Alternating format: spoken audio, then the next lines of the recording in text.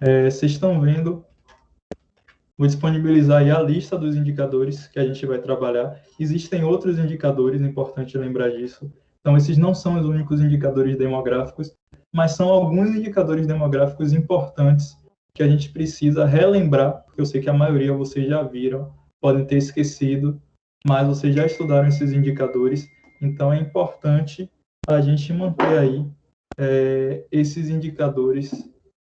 Quer dizer, é importante a gente relembrar esses indicadores para entender as questões demográficas. Lembrem, não é só importante estudar e analisar os conceitos desses indicadores, é importante entender também como esses indicadores contribuem para a questão demográfica, porque o Estado precisa compreender e analisar esses indicadores demográficos. Então, eu vou falar aqui, vou falando da maioria rapidamente, no final tem uma atividade, mas não vou me estender muito falando desses indicadores, porque vocês já conhecem. Então, vou fazer uma revisão. A gente pode dizer que é uma revisão. Então, começando por população absoluta, que vocês devem lembrar, é um dos indicadores mais básicos, que é a população total. Então, a população absoluta é o número total de habitantes que tem um determinado território em determinado momento. E a população relativa, ou densidade demográfica, é o número de habitantes por quilômetro quadrado. Então, a densidade demográfica ou população relativa é para você analisar o número de habitantes que tem naquele território de acordo com a área. Então, você vai observar, eu tenho um país muito grande, apesar de ter uma população também grande, essa população não consegue estar bem distribuída pelo território, porque o território é imenso. E às vezes você tem um país pequeno, por exemplo, países que são ilhas, pequenas ilhas, geralmente a densidade demográfica é muito grande, porque você tem um pequeno espaço para acomodar muita gente. Pense na sua casa, tipo, sua casa tem um tamanho adequado, tipo, vive você, seu pai, sua mãe, seu irmão, talvez, são 4 pessoas vivendo nessa casa e você diz, não, é de boa aqui, eu tenho um espaço que dá para todo mundo viver de forma tranquila. Agora, pense se fossem 15 pessoas vivendo na sua casa, seria um território, esse território continua do mesmo tamanho, mas o número de pessoas faz com que a casa pareça sempre estar cheia. Agora, se você tivesse uma mansão, mesmo tendo 15 pessoas, você ia falar, não, a casa sempre parece estar vazia, porque as pessoas conseguem estar distribuídas de forma mais regular ao longo do território. E aí eu lembro para vocês dois conceitos também que são importantes, que é o conceito de populoso e povoado. O conceito de populoso está relacionado à população absoluta. Então, um país populoso é um país que tem muitas pessoas. Quais são os exemplos de países populosos que a gente tem? Brasil, Estados Unidos, Índia, China, Japão. São países com a população muito grande. Agora, quando a gente pensa um país povoado, é aquele país onde a população está bem distribuída ao longo do território. Então, esse aí tem mais a ver com população relativa. Países povoados geralmente estão relacionados, quer dizer, sempre estão relacionados com a densidade demográfica. Os países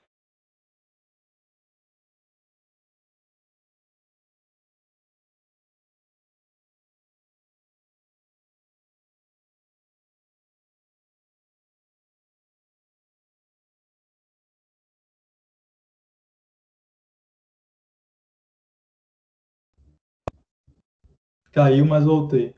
As regiões interioranas geralmente são menos habitadas, então o que a gente vai observar é que a população brasileira se concentra no litoral. Isso é por questões históricas. Se a população se concentra no litoral, o que a gente observa é que a população, o Estado brasileiro é populoso, mas não é povoado. A Índia é povoada, a população está em todo o território. San Marino, um território que é uma pequena ilha, é um país povoado, a população está presente em todo o território, ocupando toda a faixa territorial desse país. Então, populoso, densidade demográfica, povoado, desculpa, populoso, população absoluta, povoado, densidade demográfica. Deu uma travada aí, mas eu acho que já normalizou aqui. Não foi? Estão me ouvindo de boa agora, né? Se travar de novo, vocês avisam. Beleza.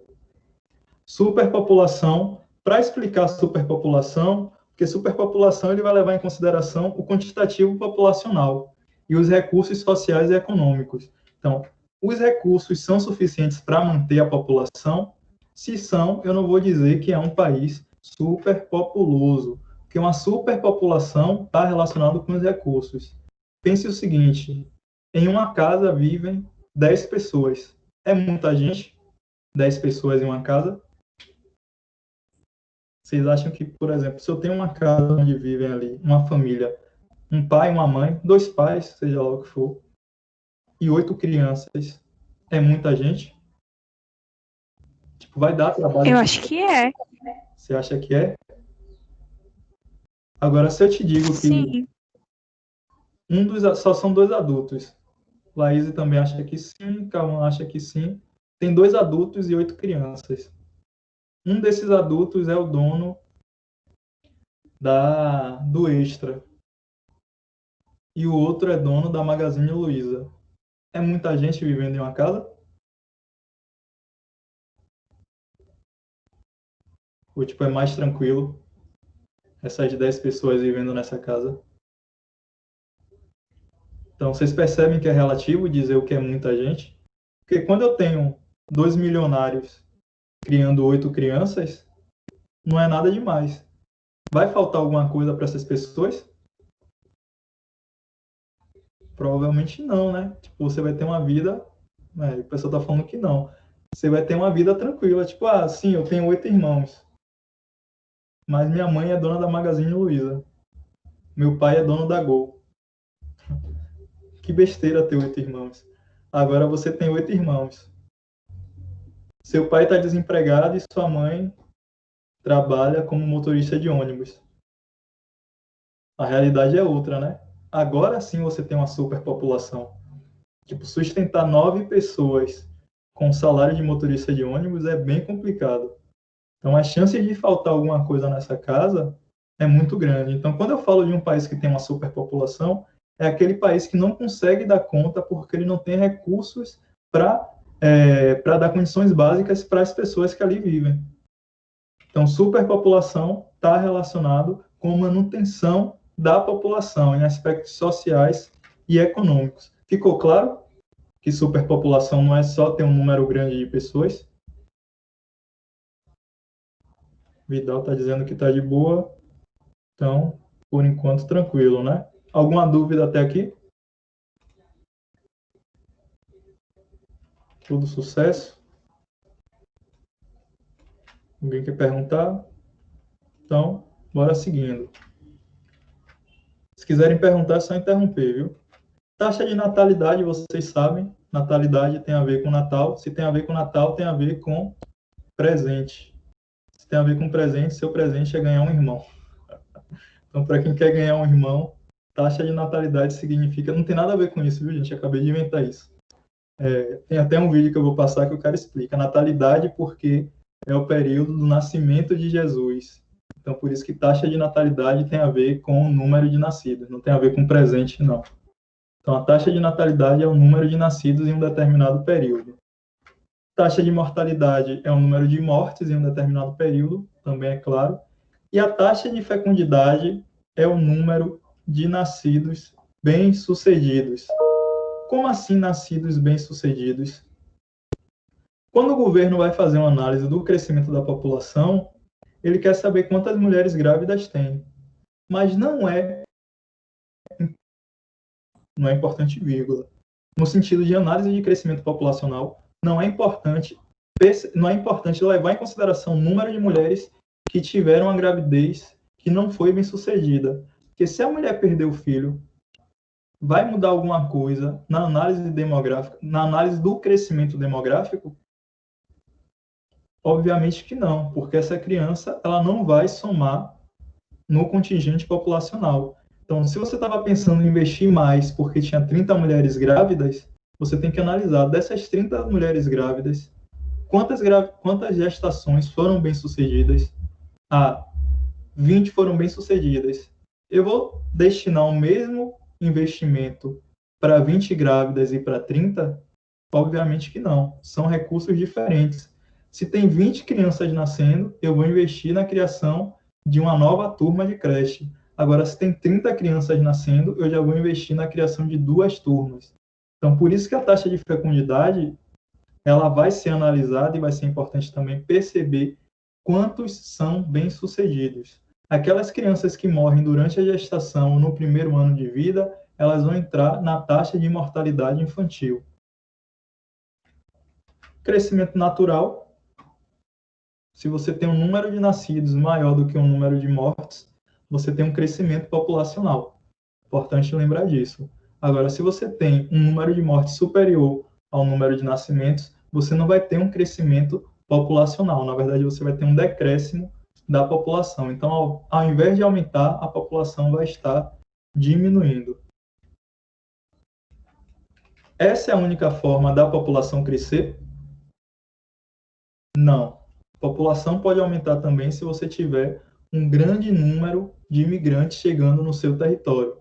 Então, se chega muita gente no território, tem 2 quartos na minha casa e 2 camas.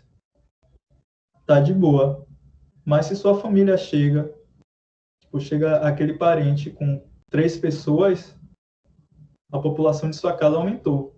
Então, sua mãe não precisa ficar grávida, ou seus pais não precisam adotar uma criança para que a população cresça. A população de sua casa pode crescer com a chegada de um parente que veio passar aí 6 meses morando com você. Boa sorte.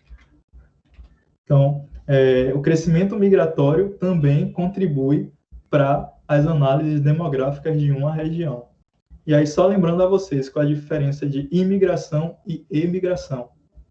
Imigração tem a ver com a chegada. Então, imigrantes são aqueles que chegam no território e emigrantes são aqueles que saem do território. Então, a imigração é a saída. Se você tem uma emigração muito grande, sua população diminui. Se você tem uma imigração muito grande, sua população aumenta. De boa? Tranquilo aqui? Essa questão de imigração e emigração, como ela contribui para o crescimento ou não da população.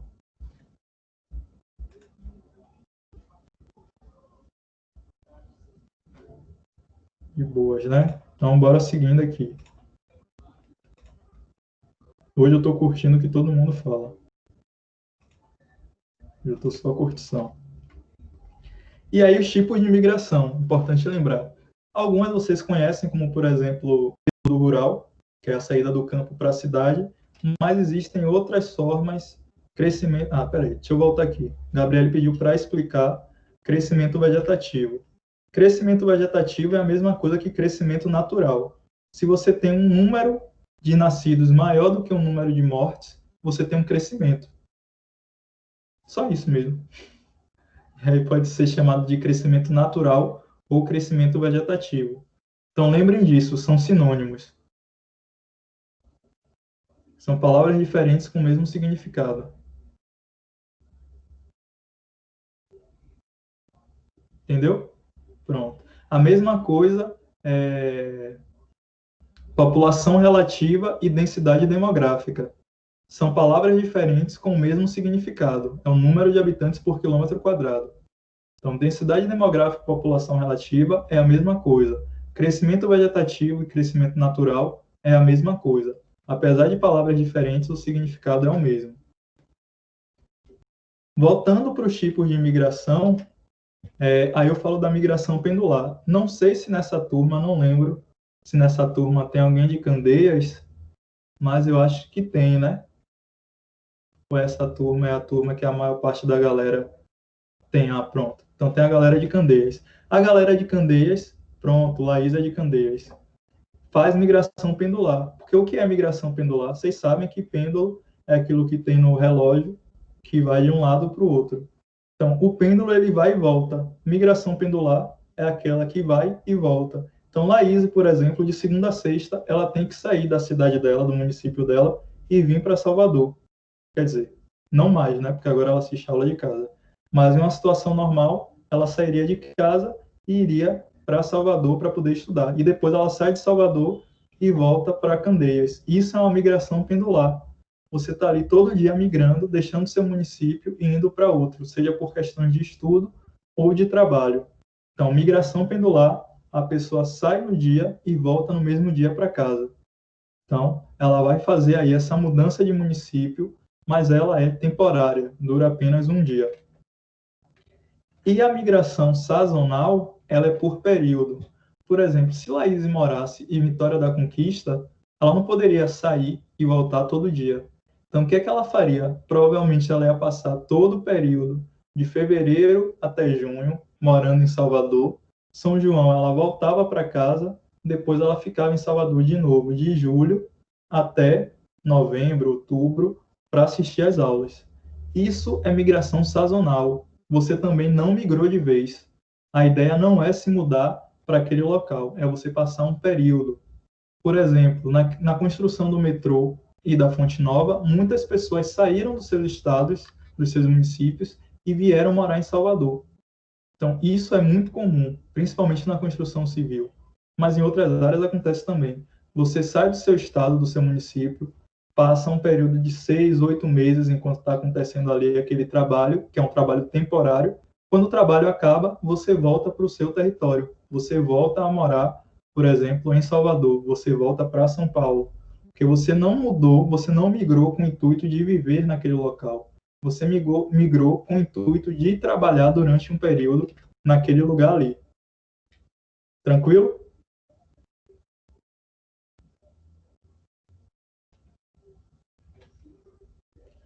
Meu irmão sai de Conquista para vir em Salvador de noite e chega de madrugada. Todo dia não, né?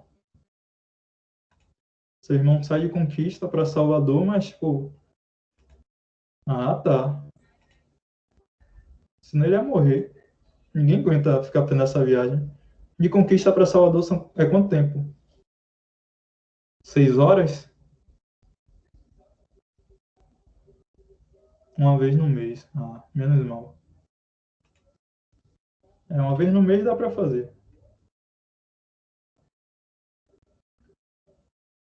Fala aí depois quantas horas são de Conquista para cá, que eu fiquei curioso.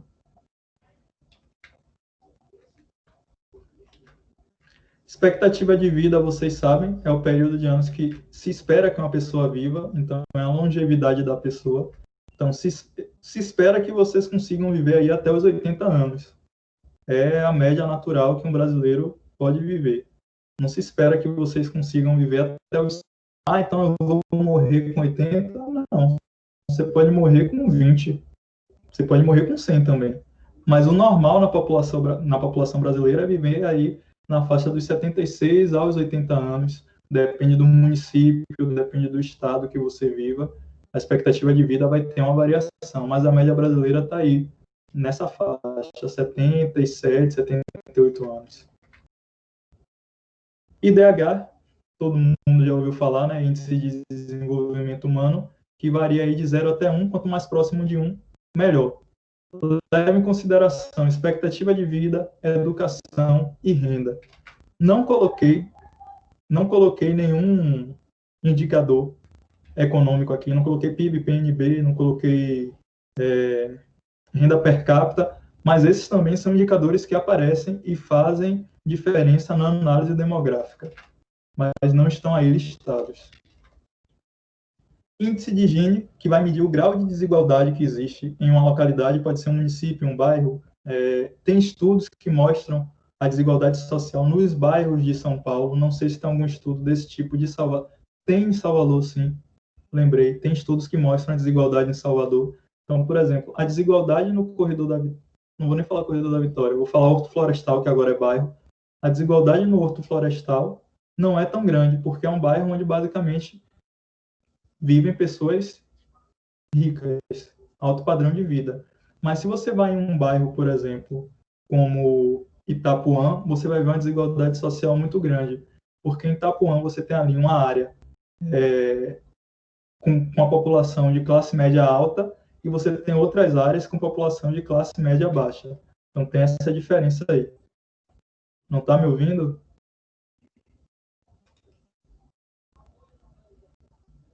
Deixa eu ver aqui, peraí.